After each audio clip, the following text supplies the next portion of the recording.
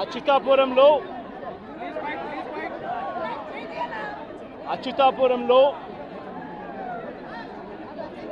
జరిగిన ఈ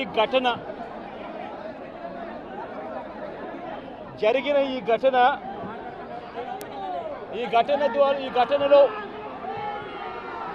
ప్రభుత్వం వ్యవహరించిన తీరు, ప్రభుత్వం స్పందించిన తీరు, 2 గంటల ప్రాంతంలో ఈ ఘటన జరిగితే ఈ ఘటనకు సంబంధించి జరిగిన వివరాలను ఒక్కసారి గమనిస్తే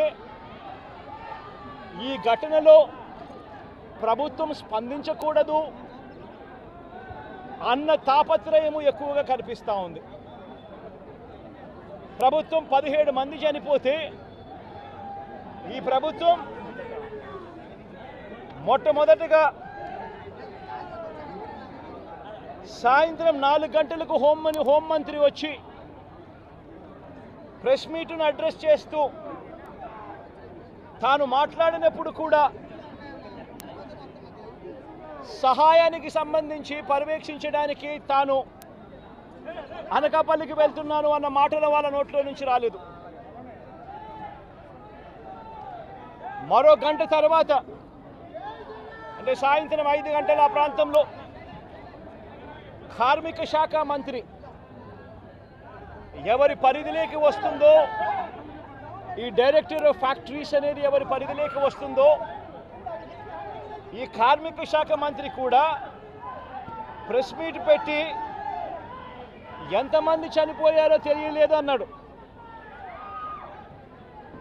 వివరాలు లేవు అని మాట్లాడతాడు. తాను కూడా హుటాహుటిన అక్కడికి వెళ్ళాలి అనే తాపత్రయం కూడా చూపించడు. ఘటన జరిగిన తర్వాత ఘటన స్థలానికి కలెక్టర్ ఎప్పుడు పోయాడు, అధికారులు ఎప్పుడు పోయారు, కమిషనర్ ఎప్పుడు పోయారు అన్నది ఒక్కసారి గమనిస్తే ఇంకా బాధ కలిగించే అంశాలు. అధికార పార్టీకి సంబంధించిన నాయకులు ఎప్పుడు పోయారు అని చూస్తే ఇంకా బాధ కలిగించే అంశాలు. కనీసం ఘటన జరిగితే కనీసం అంబులెన్స్ను కూడా కనీసం మొబిలైజ్ చేసి ఆ ప్రాంతానికి తీసుకుని రాని పరిస్థితి.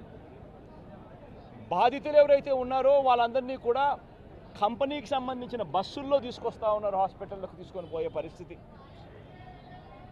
నేను ఒకసారి తేడా గమనించమని అడుగుతా ఉన్నా. ఇలాంటి ఘటనే ఒకసారి మా ప్రభుత్వ హయాంలో కూడా జరిగింది. ఎల్జీ పాలిమర్స్ అనే ఘటన జరిగింది. కోవిడ్ మహమ్మారి ఉన్న సమయం అది. మేలో జరిగింది, మే 2020 ప్రాంతంలో జరిగింది. ఒకవైపున కోవిడ్ మహమ్మారి ఉన్నప్పటికీ కూడా ప్రభుత్వం ఎలా పలికింది, ఎలా స్పందించింది అని ఒక్కసారి కంపారిజన్ చేయాలి.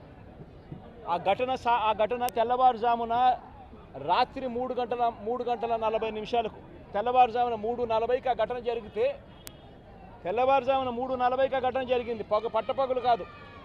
జరిగితే 5 గంటలకల్లా కలెక్టర్ స్పాట్లోకి వెళ్ళాడు, కమిషనర్ స్పాట్లోకి వెళ్ళాడు. అంబులెన్స్లు అప్పటికే ముమ్మరంగా మోహరించేసాయి. గవర్నమెంట్ అంబులెన్స్ అన్నీ కూడా తీసుకొచ్చాయి.